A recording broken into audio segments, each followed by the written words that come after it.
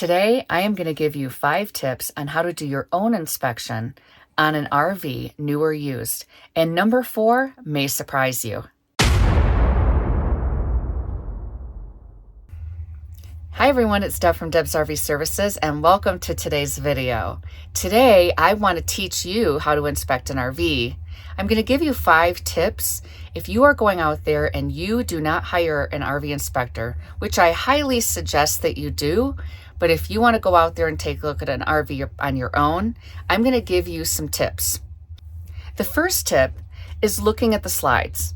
So when I am inspecting an RV, I run those slides in and out. I make sure that they are even, especially if you're looking at a Schwintek slide. You want to hold and press the button down until the slide goes all the way out and all the way in. You don't want to stop in the middle because sometimes that can lead to misalignment.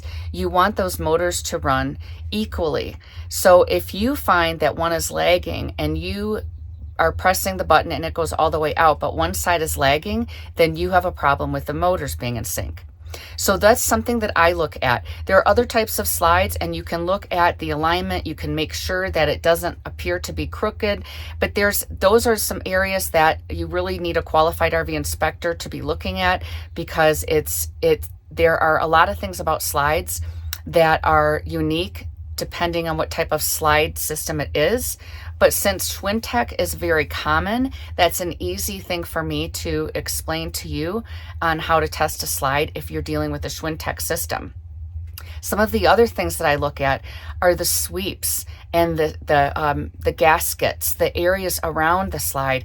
I want to make sure that all of them are properly intact and that they're extracted so that it prevents the water from coming in. If you have missing sweeps or it's misaligned or it's tucked in, it's not looking correct. Some of them are ripped off along the bottom altogether. You want to make sure that you have all those areas covered so that there is no way for water to get in.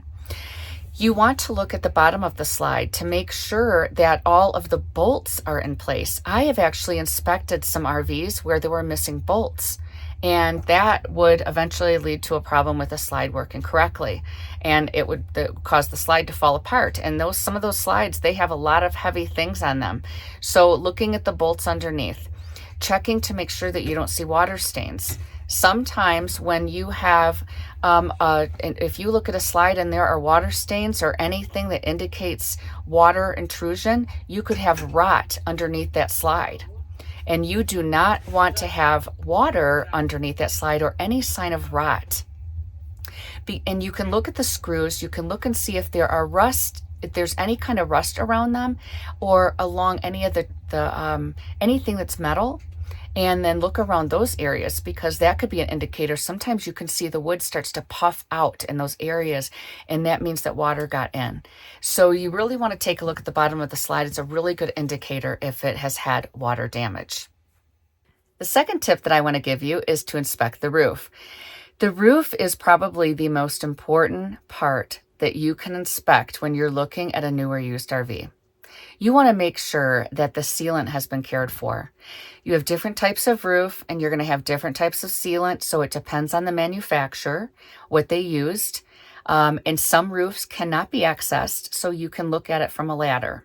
But what you want to do is you want to go around and you want to make sure that all of the sealant has been cared for around all the vent covers, around all the plumbing covers, around the ladder. So you want to look at even the ladder, make sure that the ladder is stable, and please don't climb up a ladder if it's not stable. Use your own ladder to get up there. You want to look around the trim rails and make sure that where the roofing material meets the sidewall, that it is intact and there is proper sealant in place. You usually see some type of silicone there, and sometimes it can start to have cracks or holes. And then the roofing material, it starts to separate. And you don't want that. So you need that to be handled because that roof is really, really important to maintain. So you also want to look at things like the skylight because the skylight will show, sometimes they get cracks in them. And then if there's holes in the sealant, you want to go directly on the inside and go into the bathroom area where the skylight usually is. And you want to look at that up above and you want to make sure that you don't see any cracks or holes in the skylight and where water could be coming in, sometimes they can be coming in through a screw hole. So you look around those areas, you look for stains and make sure that you don't see anything. It's very important to look at if you see anything on the roof or if you see some mushy spots, it's okay to have a little bit of give in a roof. It depends on how it was built. But I'm talking about real soft spots and areas that you're going to see where it looks really bad usually, or where they tried to cover it up. And then you're going to go around the area and you're going to press. And if you see softness and then you go on the inside, you're looking, and I especially look above slide walls. So slide walls, I'm looking around the area. I'm making sure that there's no areas where there could be water intrusion. But in particular, when you find something on the roof and you go on the inside and say it's a corner, you're going to go look in that front corner if that's where it is, and you're going to look and make sure that you don't see anything coming in on the inside where you see water stains. So that's kind of how you play detective with that. You're looking on the roof, you're seeing areas of cracks or holes, then you're going on the inside and you're making sure that those same areas on the inside don't show any signs or indications that there has been water damage. The third tip is to look at the plumbing fixtures. So one of the things that I do is I take pictures during my inspection of all the plumbing. I'm looking at the connections and I'm making sure that the connections look good.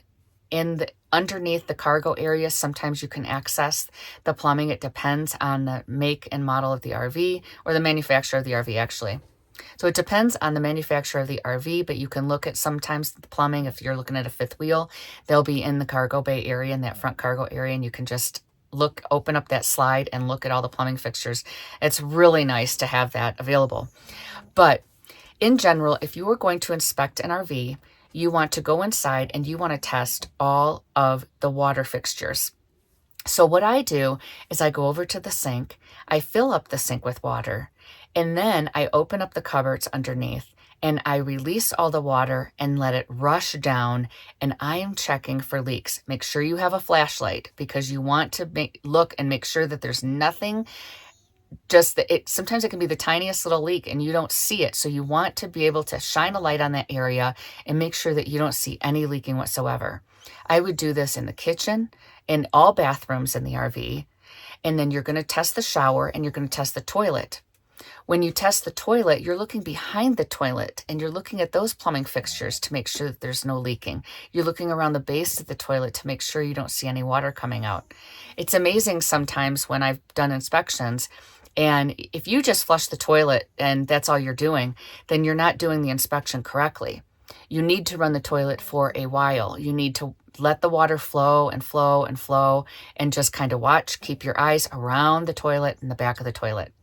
And then when you're testing the shower, you're kind of doing the same thing, but you can take that shower right out of its connection and you want to spray it around the shower, the bottom of it, to make sure that if it's glass and you have it closed up and you're spraying that area, that there's no leaking coming out. Because imagine being in the shower and you come out of it and you have a whole wet area on the floor that you weren't aware of, and that water sits there and then it ends up getting down and rots. So you want to use the shower head and spray around the perimeter of where it's sealed up with the doors, and there should be sealant around that bottom area, and you're going to just kind of spray in those areas to make sure that it doesn't leak out.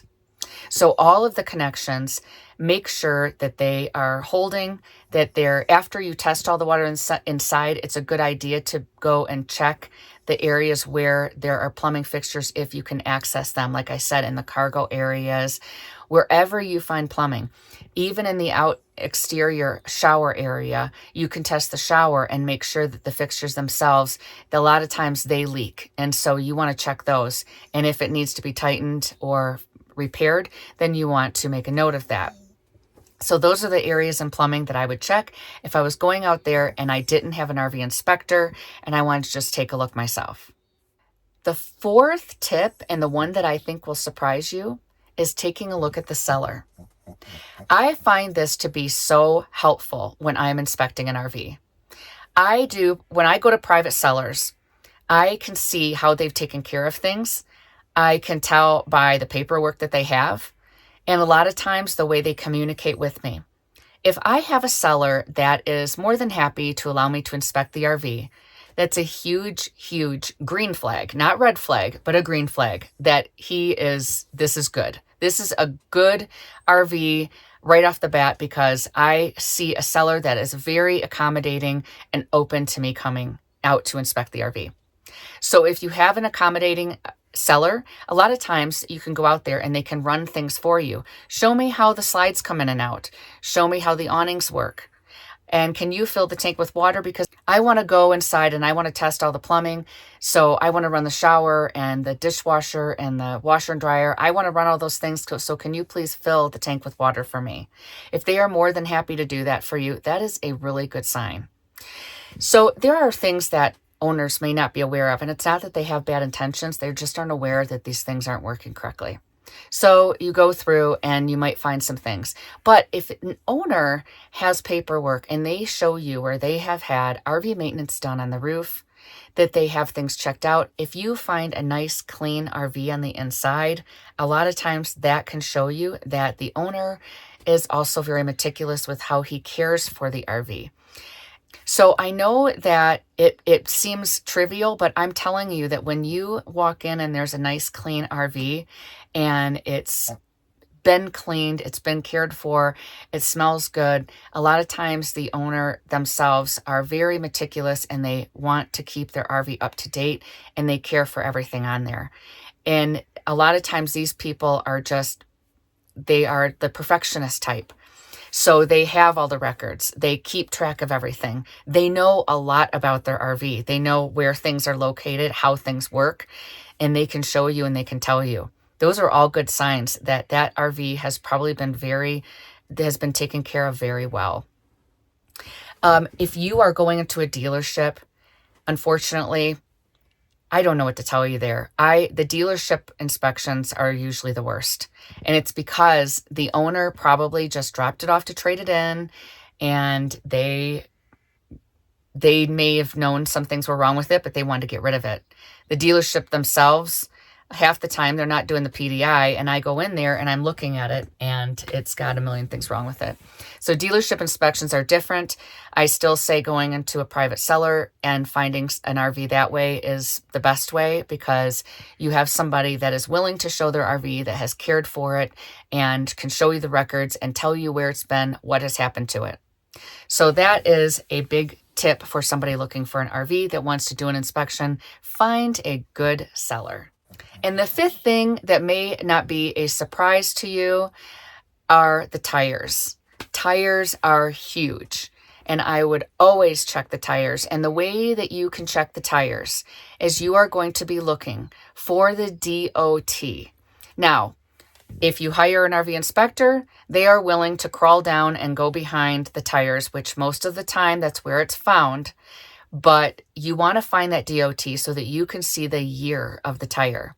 You want to replace those tires about every 5 years because they rot from the inside out. You may not always see the checking on the outside yet, but you can look for checking. You can look for the signs of wear, and you're going to see little cracks along the sidewalls, and that's going to show you that it's wearing.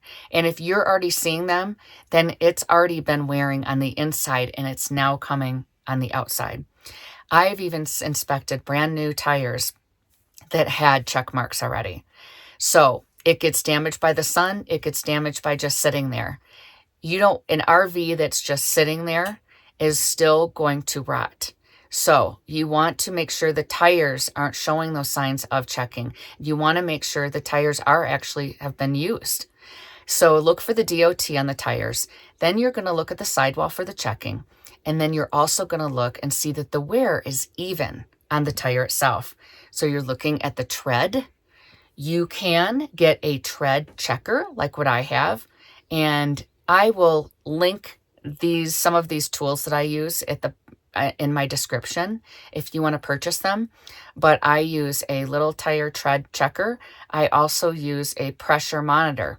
And you want to make sure that the tire pressure is proper for your RV.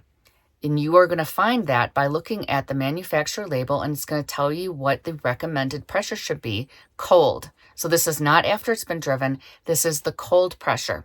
It's allowed to expand once you drive. So when you drive, the pressure is going to expand, and that's normal. You want to look at it at its cold inflation. So make sure that the tires are at the proper PSI, and you can use a tire pressure monitor. Make sure that the tread is not wearing too much. If you get a checker, you'll have like something that'll show that it's in the green, or it's in the yellow, or it's in the red. So you can use that to determine. And then you're going to want to make sure that the tires are wearing evenly. So those are 5 tips that if you decide to go out there and do your own RV inspection, this can help you. Again, I really do recommend that you hire a certified RV inspector, because we have been trained in all the details of how to inspect, and we've been doing it for years. We know exactly what to look for. We know what's common and what's not.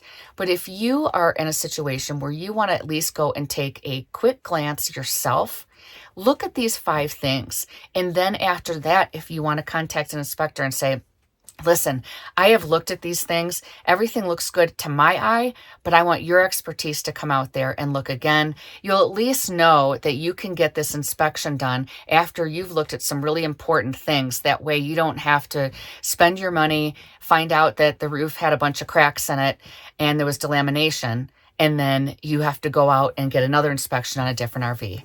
I hope this information has helped you. Please like, subscribe, comment below, and I will see you on the next video.